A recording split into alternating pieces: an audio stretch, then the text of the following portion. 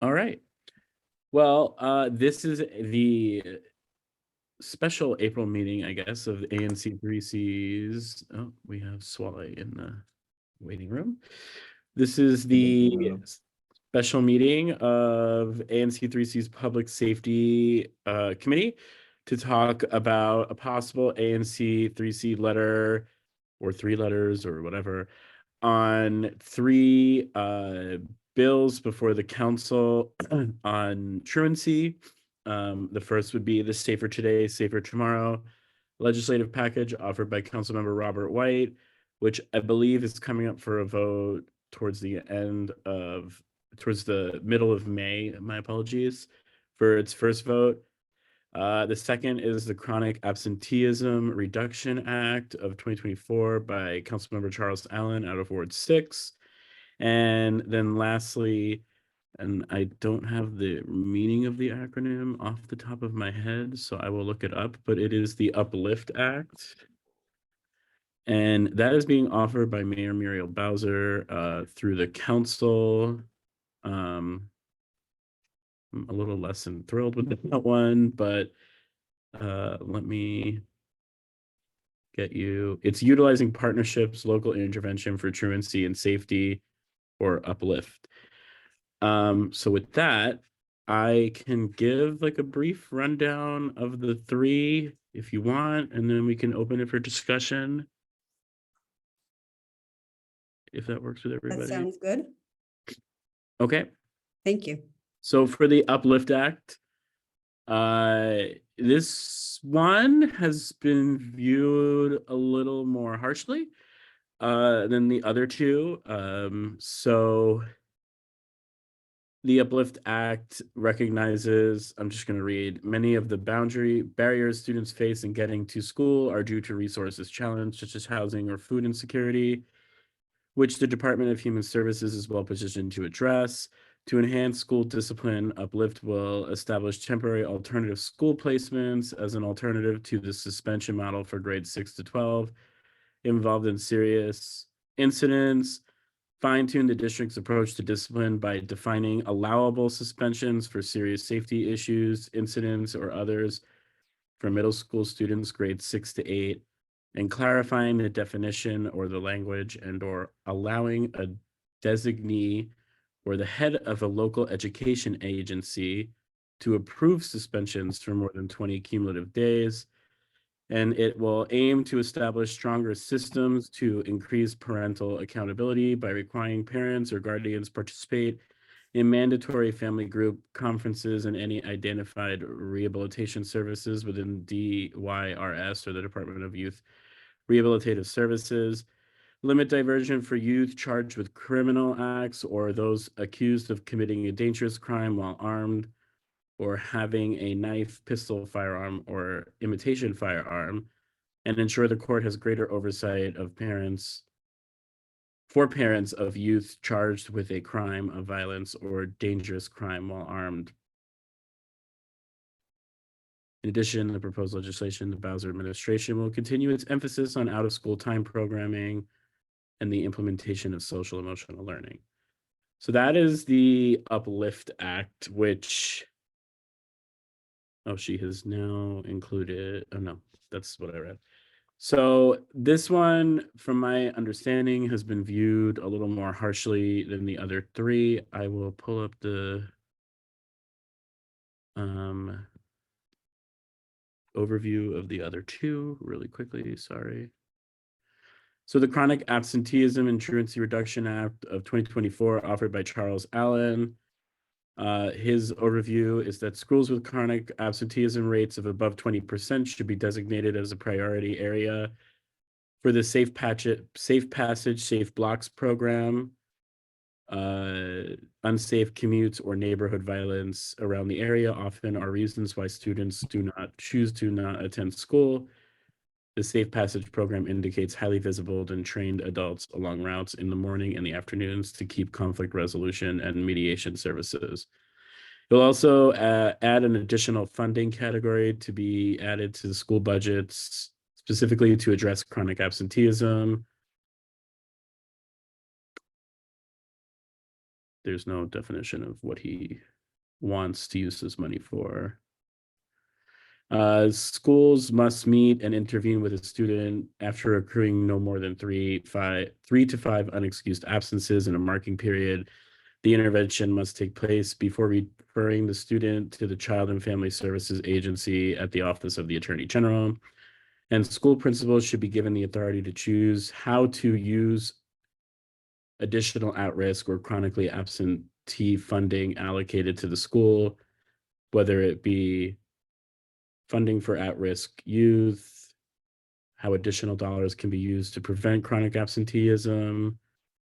And lastly, the Department of Human Services and the student school will be required to submit reports to each other on the student's participation in a diversion program and maintain a specific attendance record in school. And then lastly, for his bill, he is suggesting that more funding go to the Office of Neighborhood Safety and Engagement to expand its Leadership Academy program at the top 5 high schools and corresponding feeder middle schools where the rate of chronic absenteeism is highest. ONSE actually came to one of our ANC meetings. I believe it was last April, where they talk about how they bring in youth who are what's the word I'm looking for? Have experienced the criminal justice system, but at a minor infraction. So they actually have a whole leadership program designed to kind of prevent a further downward spiral. And then lastly, Safer Today, Safer Tomorrow, as we talked about briefly, it will divert students who may not feel like school is the best place for them into the vocational education program, which would give students more opportunities to experience things outside of a classroom, maybe like learn how to be an electrician or a plumber or something like that. The youth membership through Community Engagement Act, which would require at least 3 of us on this call to possibly partake in mentoring a student, which it says community leaders. This bill establishes a professional mentorship program for youth under the age of 18 who would face adverse childhoods, expanding the ranks of caring adults who can make an impact on district's young people. Those adults can be viewed as community leaders, advocates, or other highly powered individuals such as ANC commissioners and or council members. So get ready for that. And the truancy reduction for student success, this bill would require OSSE to increase student attendance reporting and start to post data monthly on the school website as opposed to annually. So that is a quick, very staggered review of the 3 bills. I will also like to preface it before I turn it over. And I spoke at the WPCA meeting on Tuesday, the Woodley Park Community Association meeting. There seems to be, and I think we talked about this a little last time, a little hesitance with what the definition of truant actually means. So right now, under District of Columbia Code, you are considered truant if you show up at 8 o'clock and 30 seconds, even though school starts at 8.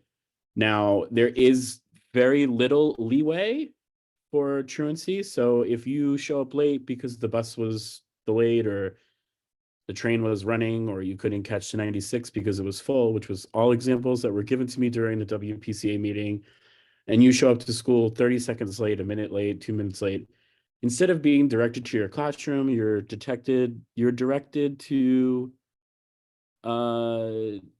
like a morning detention. So there was a desire amongst the WPCA members to maybe include some language about giving some leeway as to time you arrive at school, because they feel like the percentage might be exaggerated, if that makes sense. Because if you're showing up at 8:01 and you're marked as truant, but you're there. So with that, I will turn it over to anybody. Go ahead, Elizabeth. So I spent a fair amount of time reading these bills and thinking about them. And I feel like the reason that they've all been put forward is for crime reduction as opposed to student education and student improvement. And I feel that they're largely targeted at high school, which I think is very late to start this process in keeping children in school. I wonder, before they have put forth all these bills, there's something called a root cause analysis. Has there been any work done to figure out why, these truancy rates are as high as they are? And I'm going to come back to elementary school and reading scores, because even having great vocational schools, if you can't read, you can't be an effective electrician or an effective plumber. And looking at the scores from the National Assessment of Educational Progress 2022, they look at fourth graders, and 60% of the fourth graders in DC in public school are reading below grade level, and 73% of children in fourth grade in DC public schools are working below grade level. And I think that there are a lot of things that need to happen to keep children in school, and starting when they're towards the end of their school experience or even midway is way too late. I wonder about this. The safe passage may be possible, but how much evidence is there for that being the most effective solution that money can offer, as opposed to extensive tutoring and making school a place that children want to be in? It's everything here sounds punitive to me. And so I think schools, they need to work hard to make schools places that parents trust and that children enjoy, or at least tolerate, and are in the habit of going to. They've got to start much, much earlier. And I don't know what to say about these bills, because I think that they're not going to be that effective. Money will be spent. I don't think that any of the research that is really necessary to think of effective interventions has been done. Just sort of random things that people have pulled out of the air that they've kind of seen, like, yeah, vocational schools are great, they work in Germany, but what's the system? And how do you get to the point where vocational school starts? How do you get to the point where, some kind of diversion starts? That idea that students have to, after 5 absences, you have to have a meeting with, parents and the student and everything. What's the timeline on that? You could miss 5 days of school and not have that meeting for a month. Should it be, within 5 days after your 5th app?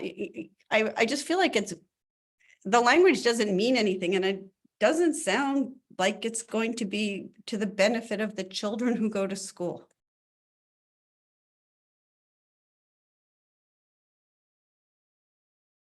Sorry, I didn't raise my hand. I don't disagree with you, Elizabeth. I mean, there are elements in each of the bills that might make some sense, but most leave a lot of unanswered questions. I mean, I fully agree with you that school has to be meaningful and attractive, and the best way to reach kids is to start early. That said, from press reports and other evidence, not only DC schools, but many other schools, and not just in cities, have heightened truancy problems, particularly since the pandemic. I mean, unfortunately, there are, students who have never quite gotten back in the habit of going to school, so I would, I am not an educational policy expert by any means, but I would think that, a best approach is going to require not only the emphasis that you mentioned on getting reading scores and math scores up early, but some of this does seem punitive, and yet, just looking through the bills, I didn't see anything about school resource officers, or I didn't see anything if, to address safe corridors, having, more, because it's not just crime. So, some of the unsafe corridors are just because they're physically unsafe. I see nothing about more police along those corridors. I think enhanced reporting is probably a good thing if it allows DCPS to put more focus on problems earlier, but each of the bills is kind of aspirational and, you know, and even suggests things like the Leadership Academy, which, I mean, I don't know, maybe it's a good idea, but I've seen no reporting that it's necessarily a successful concept. So, you know, I'd like to know that before DC expands it. And, you know, vocational education is terrific, but what is the underlying state of vocational education in DC before we talk about diverting more kids to it? So that's it for now. Let me see if it has anything else on the vocational education programs here.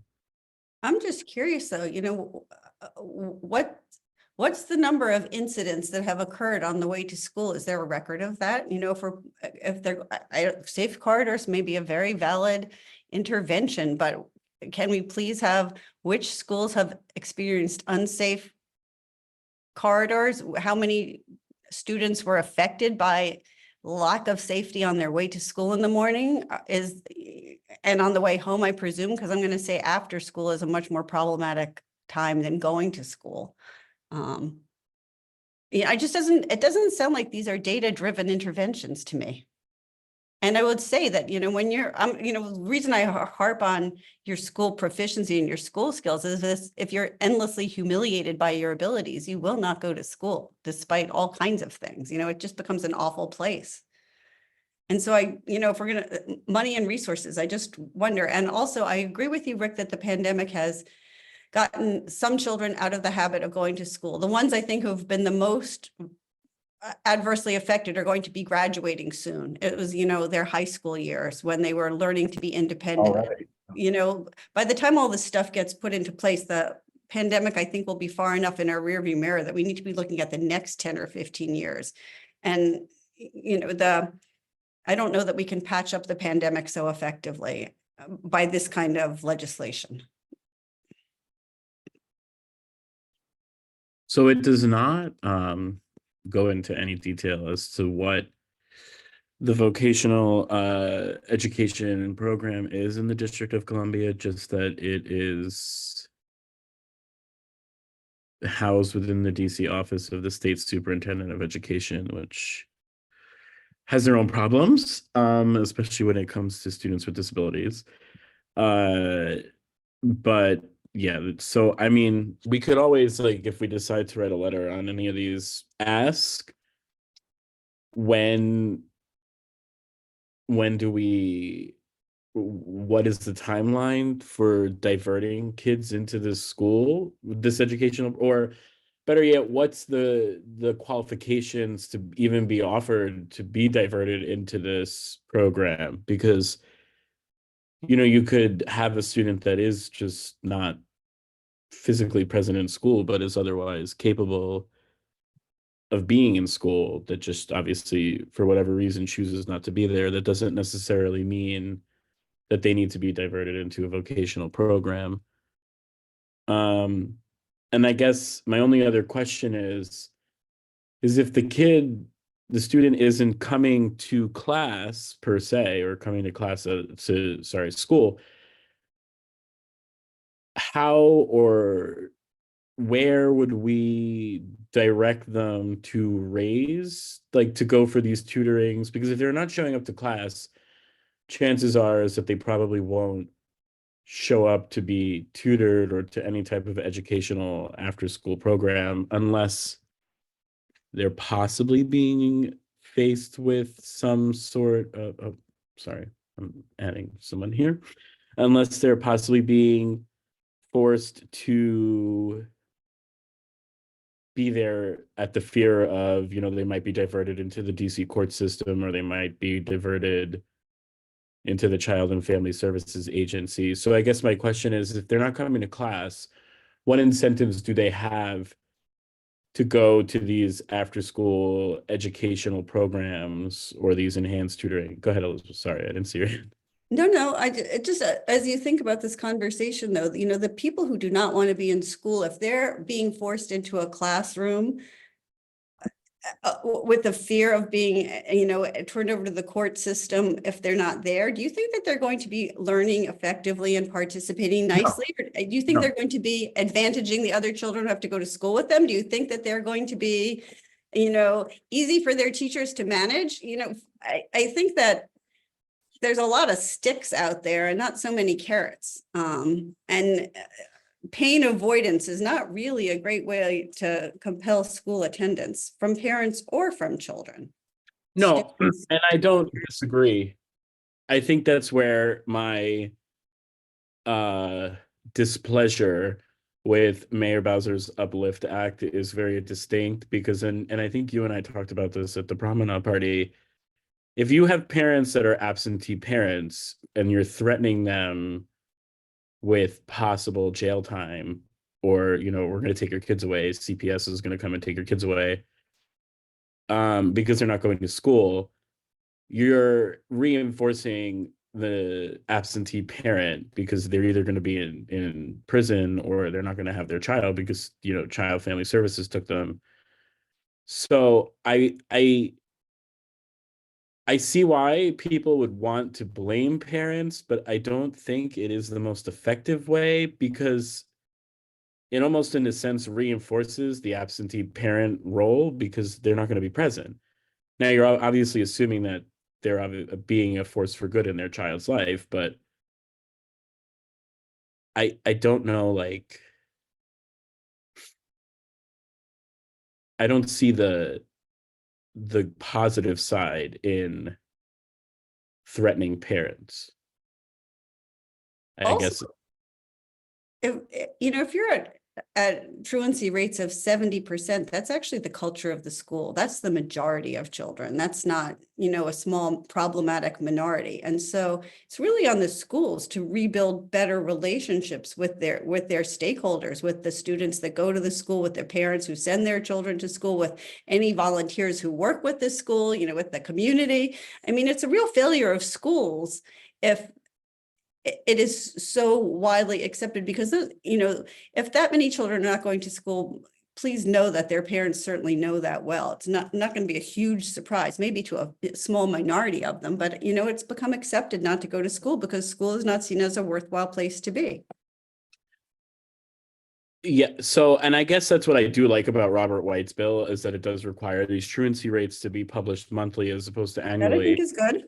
Yeah, because if we don't know there's a problem, I mean, we should know there's a problem, because, I mean, when I was in high school, the average class size was 20. So if you didn't realize that 15 kids were absent, then you had bigger problems. But I do think it's obviously a good thing that we should have those stats Yeah. more readily available, because it also does give the other agencies besides DCPS an opportunity to, like, I'm just using MacArthur as an example. If MacArthur had rates of 70%, it would give the other agencies an opportunity to also reach out to MacArthur and be like, what's going on here? Do you need our help? I think that part is good. I mean, data is useful. I just don't see these as data-driven efforts so much. Yeah. Once And I again, guess could we ask for root cause analysis, and whether you do it school by school, grade by grade, ward by ward, like what's happening that is causing the situation? And I just don't think that anybody's dug too deep. They've noticed that there's kids on the street. They've noticed crime is up, and they're going to go in. Like, I don't necessarily, I mean, I just think it's tremendously problematic. so. I mean- I guess. Oh, go ahead. Well, I'm just going to respond very briefly to Elizabeth. I think you kind of hit the nail on the head. And as I've been listening to all of these good comments from you and Adam, and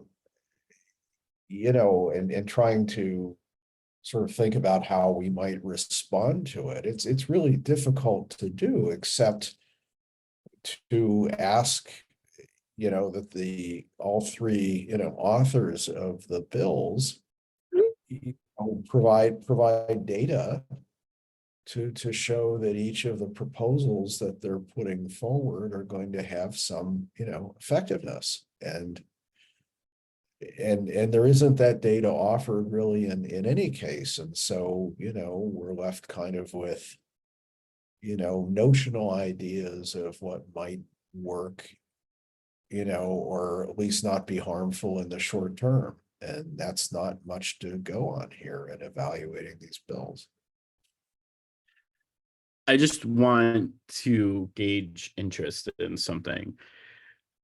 Does anybody feel like, because of the way the code is written and what the definition of truant is, does anybody feel as though the rates might actually be lower than they actually are? They may be lower, but they're never going to be acceptable if you're at 70. No. But we're at but they 35, could I break that believe. down to just tardy and absent for the day, or or Right. Exactly. that shouldn't be that hard with technology as we know it. I mean, I'd be surprised that the statute defines truant as late as of Oh, it 8:01. does. That's It an does. administrative, that like that. I mean, normally that So- would be an administrative decision.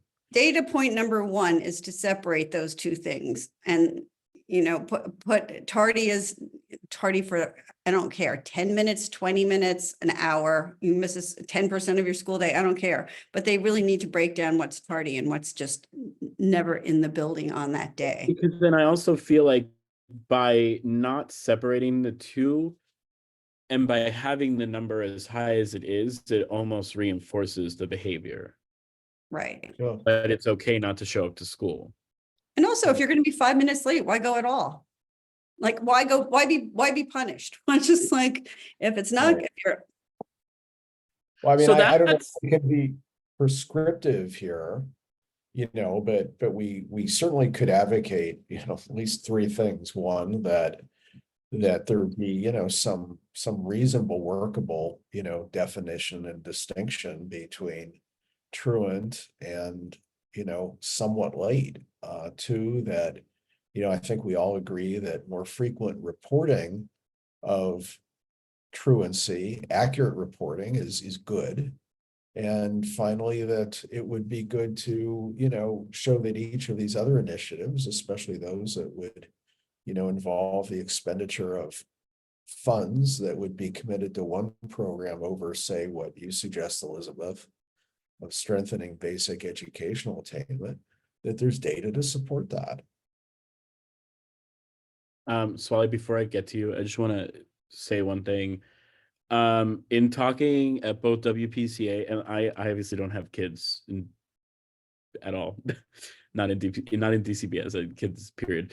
But in talking to people who do have kids that are actively enrolled in DCPS, it to me, the most surprising part was that if you are 1 minute late, you don't just go to class. Like, you actually have to sit there and essentially be punished for being 1 minute late or 15 minutes late or whatever, which I also feel like leads to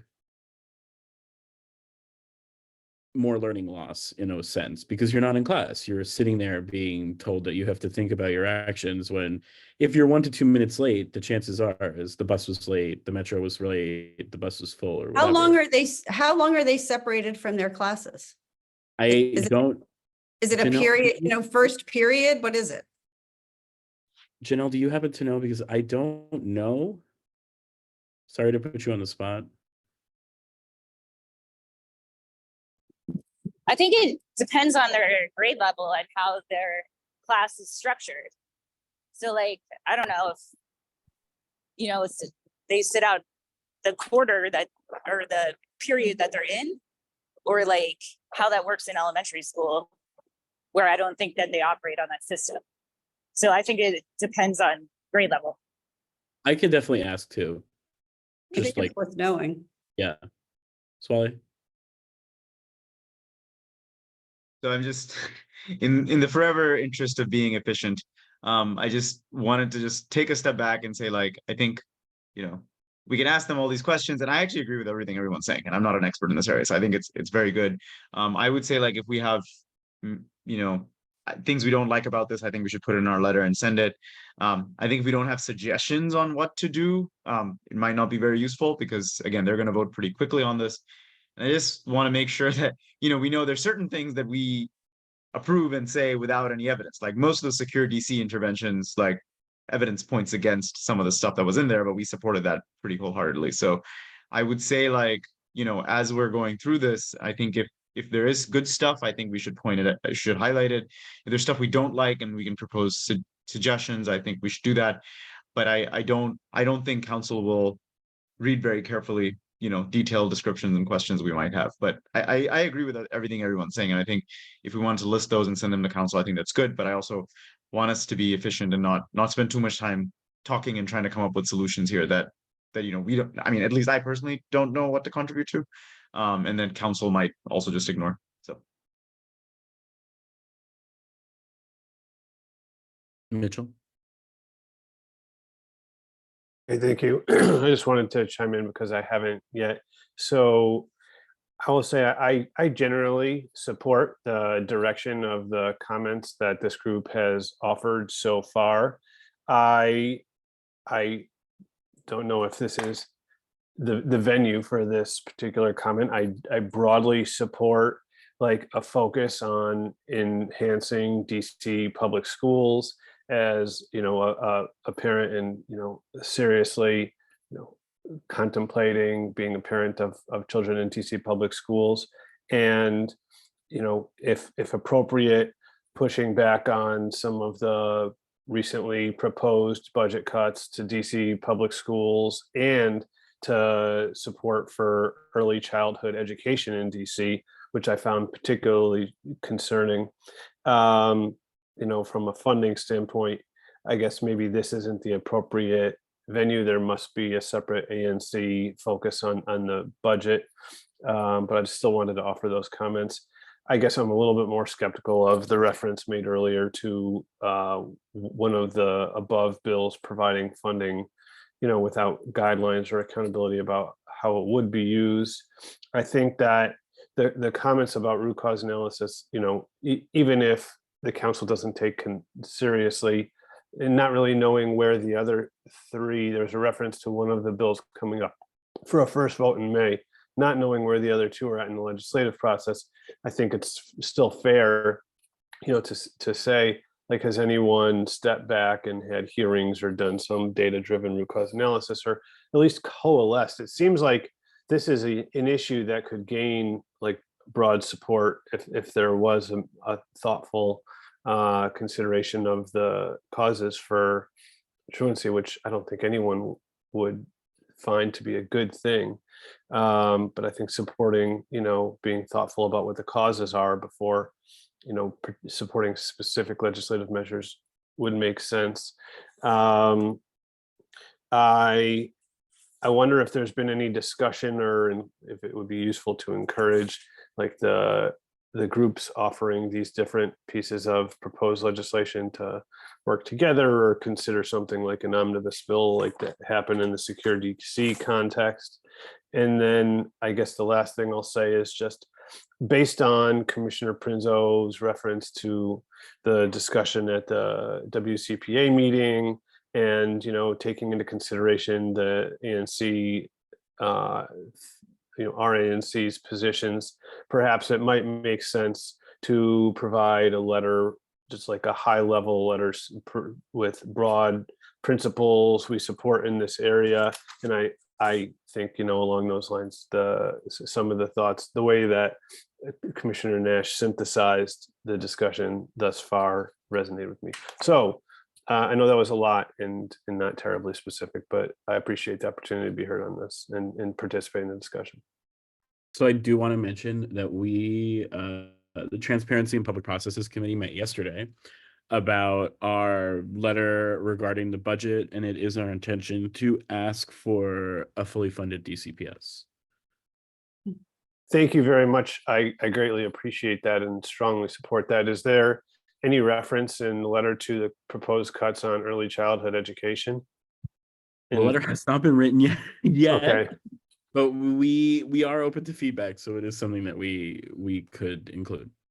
Okay, I think it has to be included. I mean, honestly, it's, public schools need to serve all children. And if once you're school age, it doesn't start at kindergarten. It starts much earlier than that. And it's been so clearly shown that children who have no school experience before kindergarten are at an incredible deficit that they never make up, should they start later. So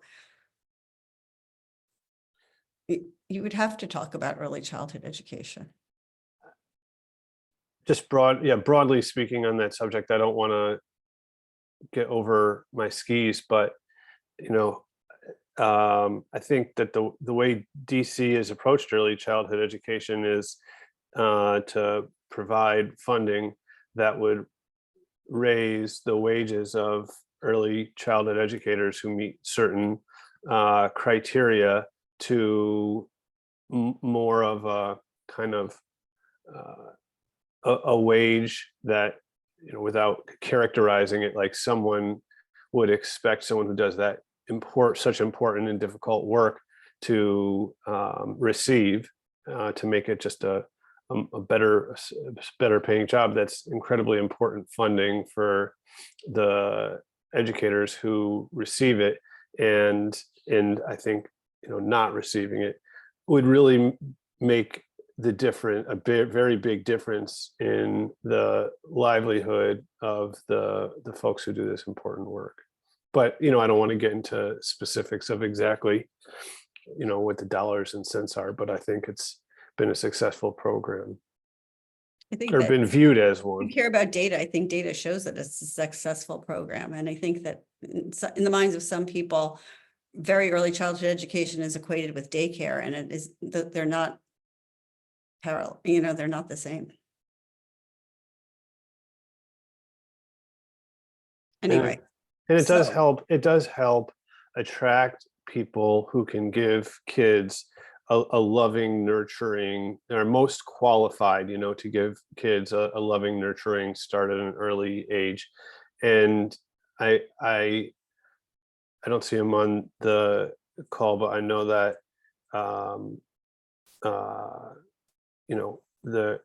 another commissioner has referenced the importance of making DC just a broadly family friendly place, and was sort of surprised at some recent survey results suggesting that what DC wasn't considered to be more family friendly.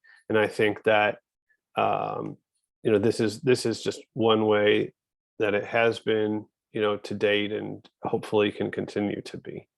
I think also as they, go through this proposed legislation, you could have the request that, how are you going to judge it successful?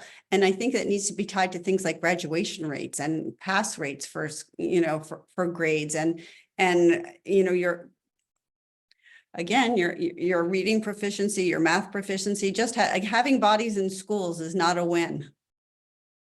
You have to teach them while they're there, and they have to achieve. And so, in many ways, they're aiming a lot of legislation, it's all very adult centered, but how are you going to measure it in terms of what it does to help the students who are attending schools do so successfully and come out needing what they need to know, to be successful in vocational schools, to graduate with a high school diploma? I don't see measurements here at the beginning of these bills nor at the end. What are the metrics? Or what are the meaningful metrics? Again, bodies in schools is not really sufficient. No, I definitely agree with that. I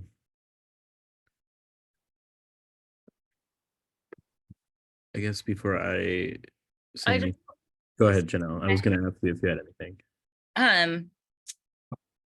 On tying it to a metric, you then have to have some kind of enforcement mechanism. So what if schools aren't meeting these metrics? Then we just cut off all the funding to the school? No. Then you rethink what you're doing. Is this an effective intervention? Remember, having children in school who are not able to perform and who don't want to be there benefits nobody. You have to have, this shouldn't be punishment. Like putting children in school, going to school should not be a punishment, and people should not be,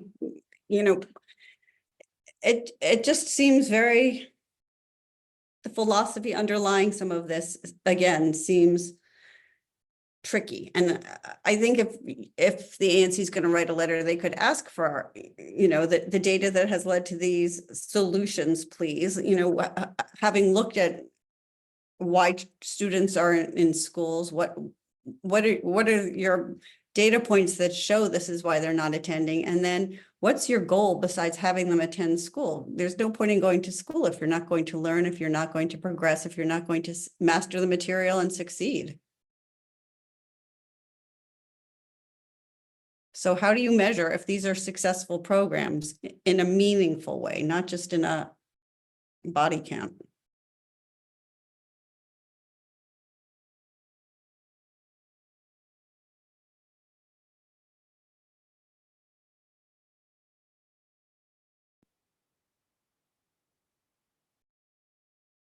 Well, I guess, and I agree with you.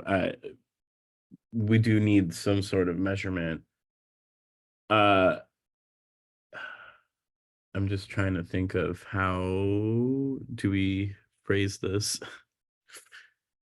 in a in a letter form. Mitchell, you can go ahead.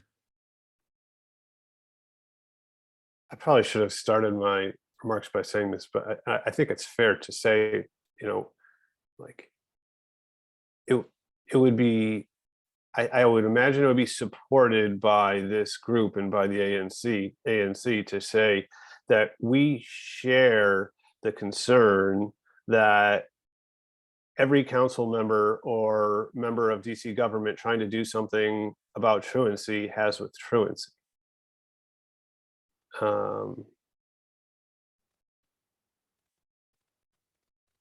I mean, in that, it seems like a very complicated subject in terms of, what's been done to focus on the reasons why it's happening in DC in specific, and where to attack it best. But it doesn't seem terribly divisive to say like we share a concern with the topic in general. And if there's, I don't know if there is data connecting truancy with public safety, but I wouldn't be surprised if there was. And that's sort of the remit of this committee. And so if there's like a demonstrated nexus between truancy and public safety, and our remit is public safety, then I think we can say somewhere in here that we share the concern over truancy.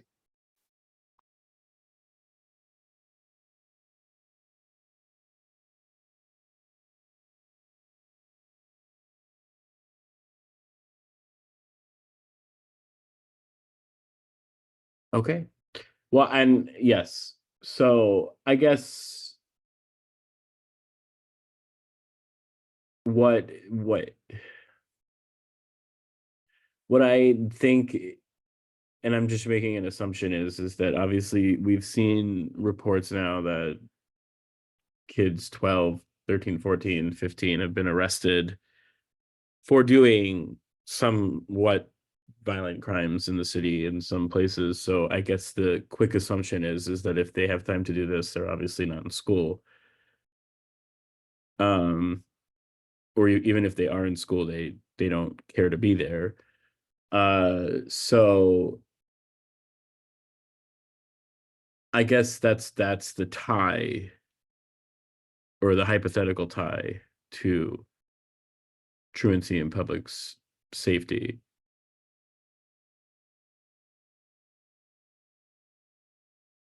But again, that's just reason to sorry about that. There's a little delay in. Go ahead.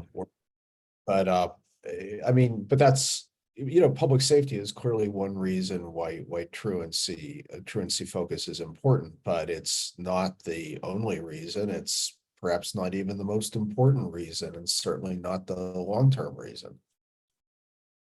It may be the hook for this committee, and that's fine, and it's an aid to the ANC, which can certainly education is within their remit, obviously, too, so. What's the full name of this committee anyway? Wasn't it an addendum added, public safety and No, just public safety. just the plain? Emergency preparedness, I think. Okay. I mean, I feel like that's a bit of a social justice issue, but It has that element too. I mean, it really has so many facets to it. I mean, I have no issue with this committee looking at it. Again, committees exist as a forum and as an aid to the ANC, and there is a hook to what we are doing, but clearly it has a much broader importance and resonance beyond public safety.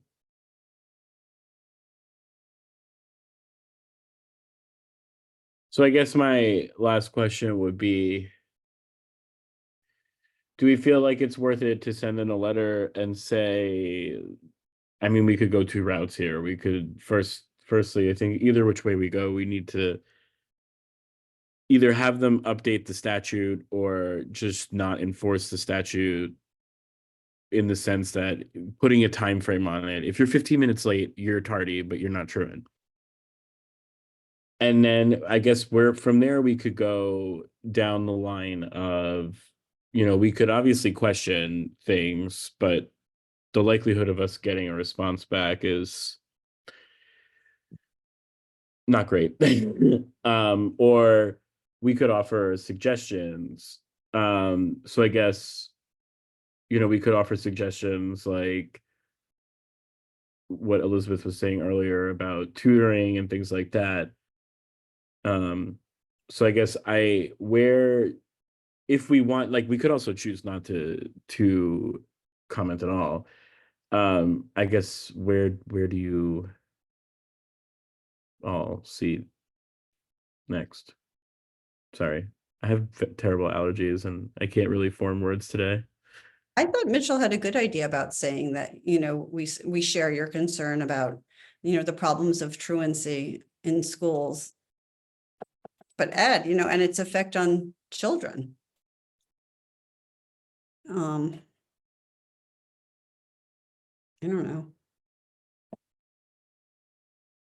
Yeah, I mean, I think again on the truancy versus lateness distinction, I don't know enough to be prescriptive, but what I do know is that, the DC Council, if necessary, should legislate a meaningful and reasonable distinction between truancy and chronic lateness and, occasional lateness, because getting after the real truancy problem requires stripping out, the other issues, and which, as you all point out very rightly, should be dealt with in a different manner, if at all.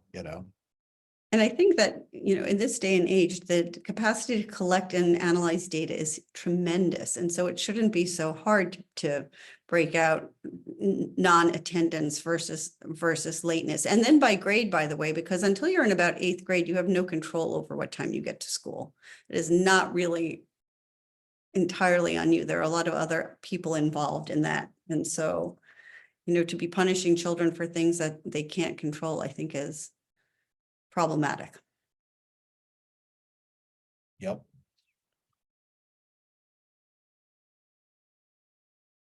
But anyway, sorry, go ahead. No, go ahead.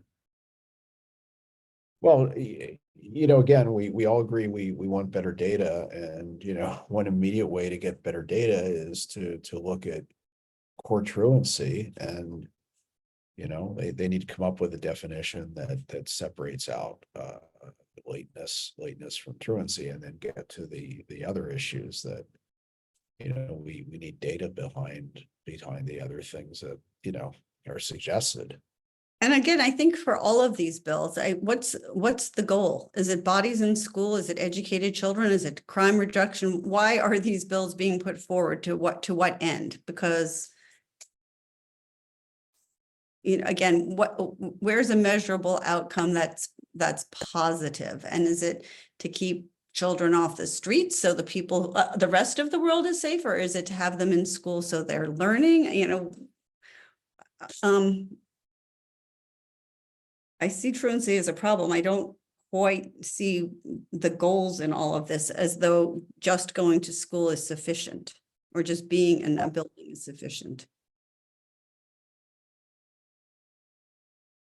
Go ahead, Mitchell. Thank you. Just wanted to make sure that another suggestion that Commissioner Nash made earlier doesn't get lost in the conversation, sort of piggybacking off of the suggestion to focus on, you know, creating a more reasonable, workable definition of truant versus late. You know, also encouraging, there's a reference to encouraging more frequent, accurate reporting, you know, on that data that incorporates that suggested distinction to facilitate, you know, addressing this topic. And I think that, you know, in that sense, transparency is probably like a goal that folks in this district and the ANC would be likely to, you know, find support for. And I think you could ask for monthly data, school by school, grade by grade. Well, And that costs money. And we're spending, there's plenty of money sucks in these bills. That's, all schools take attendance, you know? That's not that hard.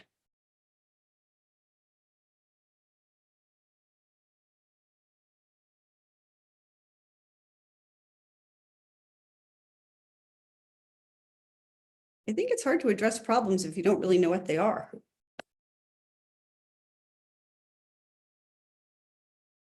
well, at the end of the day, right now, I think the council is just viewing the problem is that kids aren't going to school. But you know, being at school and actually exceeding, or not exceeding, but you know, like learning or whatever is obviously two different things. I mean, I don't know, I find it kind of interesting that everybody objects to incarceration so much, but they think it's fine just to put people in school and leave it at that.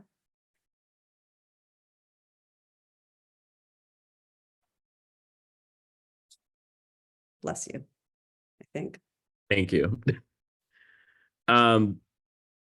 So I guess where I would see this probably going is, you know, we can definitely try to advocate for a better aligned definition. And obviously I do think there's a difference between the bus was late or the bus was late 25 days this month. So, you know, we do have to figure out what, although with the way Metro runs, sometimes the bus could be late the 25 days this month. I definitely think we do need to look at that aspect. You know, I'm not opposed to questioning, you know, like, well, I think it was Robert White's bill that just says, you know, money would go to the school, but it's at the school's discretion on how to spend it. I'm not opposed to asking, like, you know, like, do you have any further ideas as to how this school money will be spent or whatever, or something like that? Or how do you measure the effectiveness of that, of those outlays? Like, could be a great experiment, but then how do you measure that, you know, the following year, the next, is it working? And and what numbers are you targeting? What's an acceptable level of truancy? Yes. And you know, I am very interested in his mentorship program for these people, for these young people that he is trying to help here. I do wonder, I mean, like, obviously he lists council members and ANCs. You know, I don't really know if every ANC member in the city is going to essentially adopt a child for the day. But I do wonder about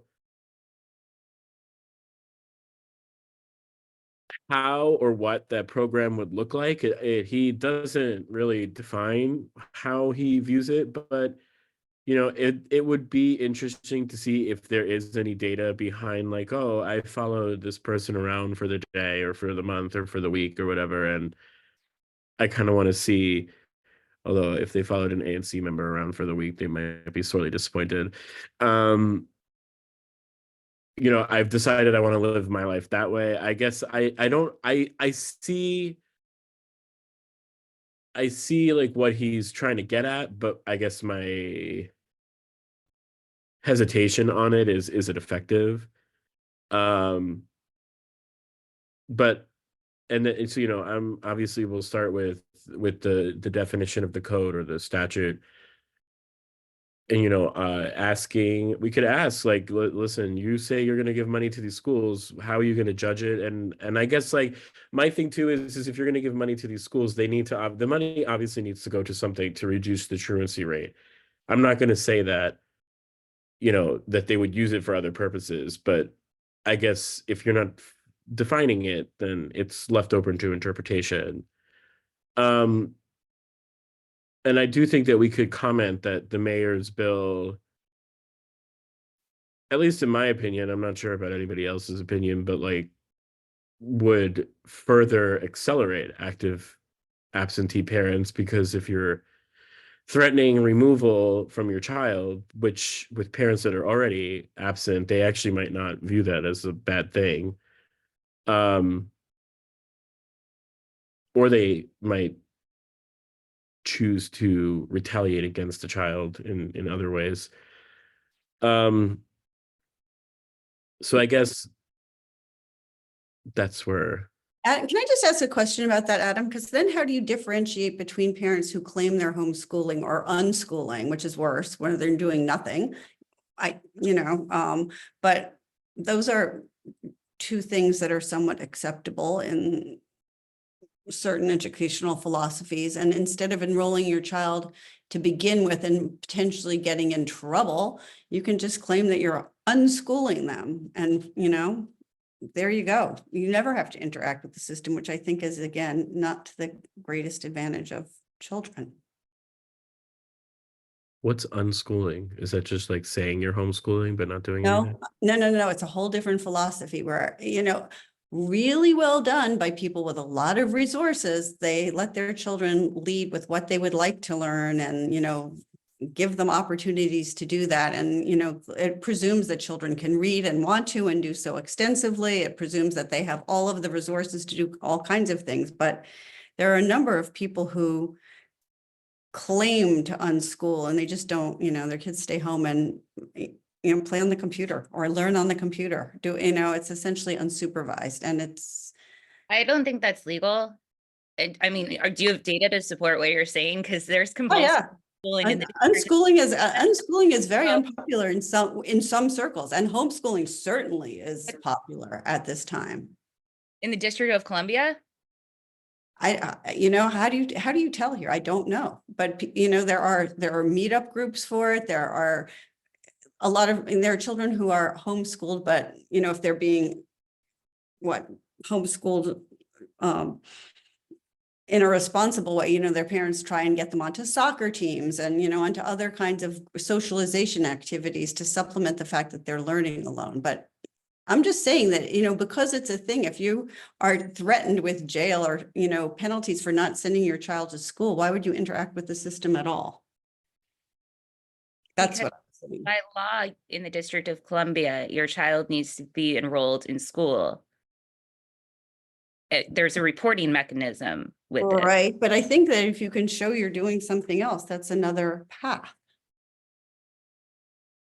That Well, as long as it's I in think- compliance with like the guidelines that run this program. And again, you're not giving me statistics on how many people are doing this in the District of Columbia.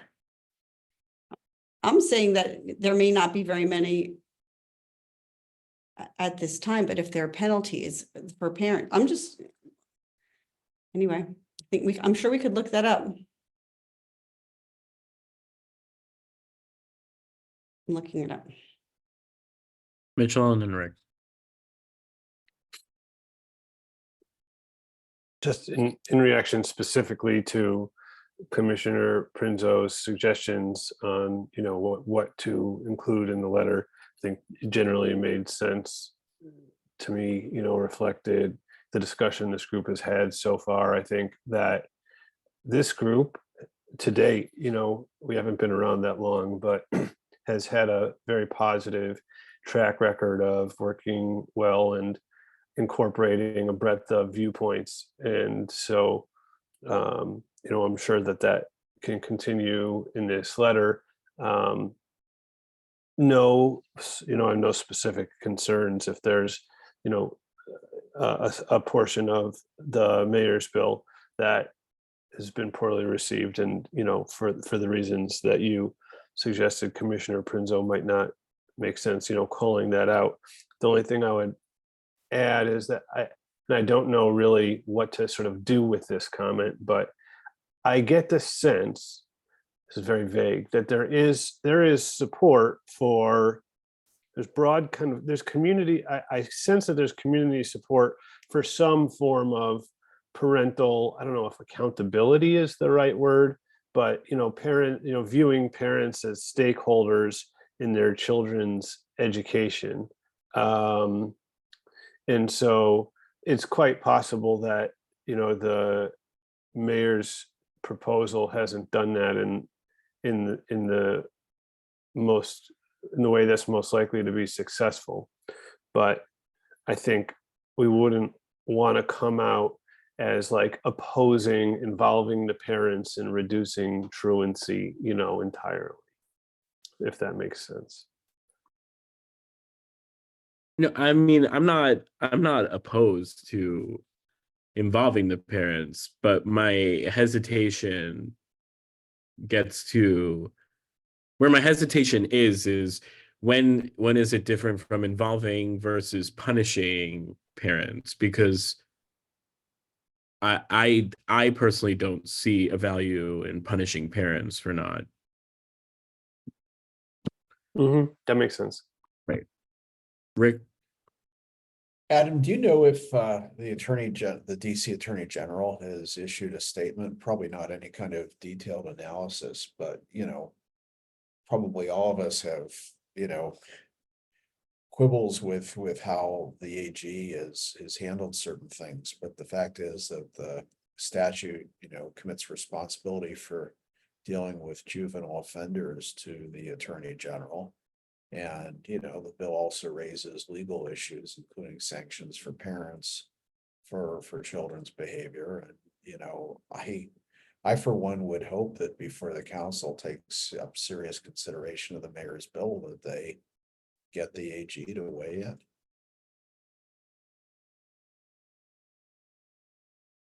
I am unaware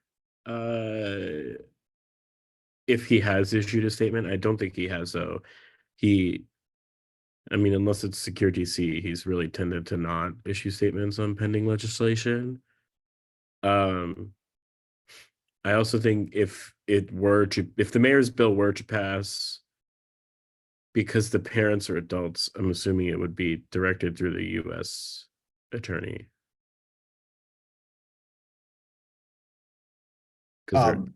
In that the AG normally wouldn't prosecute adults. That's fair. But I would still be interested in, you know, the Attorney General view on, you know, holding parents accountable for, you know, the actions of children. We've seen nationally that there have been cases where parents have been held accountable for certain decisions, but it's more involving enabling, you know, particularly around firearms. But anyway, I mean, there's a lot to unpack in this bill, and if I were on the council, I wouldn't want to pass, even though, you know, I think there are some meritorious things to consider. I wouldn't pass it without having, you know, the view of the officer who is charged with addressing juvenile crime and violence. So.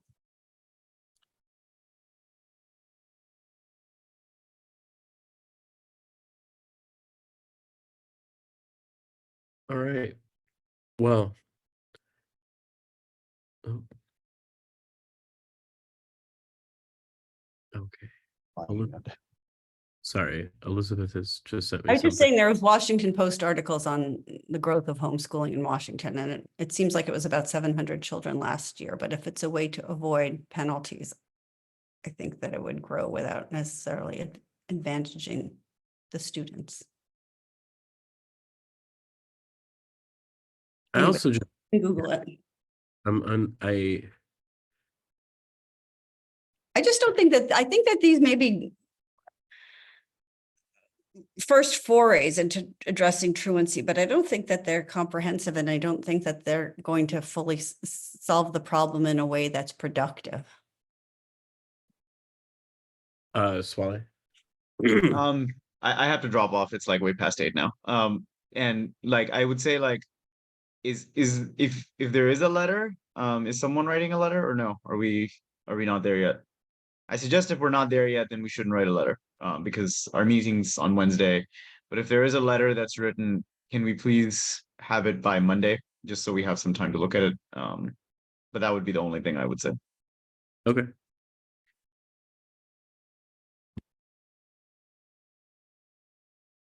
Like, is anyone writing a letter?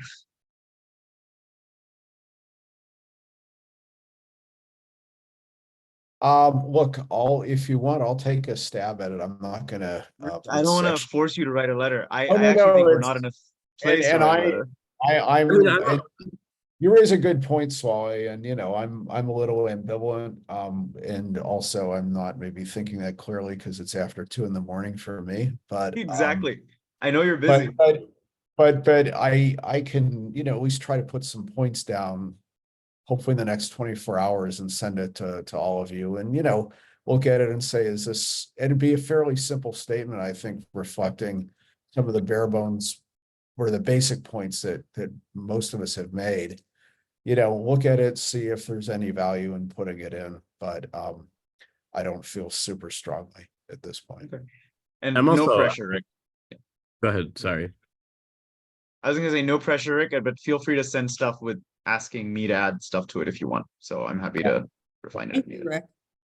Rick. The other is I'm gonna send it from my alternative address. For some reason, DC doesn't allow access to their server from overseas locations. So You have it's to ask. I had that problem. I could, form a consulting business on the side or be a doula or something, but they don't police that, but they won't let ANC commissioners sign on from locations outside the US. That's very But fun. anyway, I'll be sending it from the other and just copy my DC email. Okay, So, Okay. thanks all. I have to sign off. okay. Well, thanks. And I Thank mean, you I'm so much, also Adam. happy to because with the budget schedule and how it's panning out, I mean, like, sure, this is slated for a May 1st vote, but like, A lot on their plate. so I mean, like, I'm also happy to, if we feel like we want to defer another month and see how the calendar rolls, I'm happy to do that as well. Okay, well, I'll try to capture these points and, maybe it makes sense once you look at it to either shelve the letter completely or defer it. And again, I don't particularly feel strongly. But I do think that Mitchell's idea of suggesting making that DC, focusing resources on DCPS and making it a more robust school experience is a good one. And I think that the ANC should support that. Thank you, Mitchell. All right. Well, if there is Thanks, Adam. anything else, if not, we will see you all next month. Very good. Okay. Thanks all. everybody. Thanks, everyone.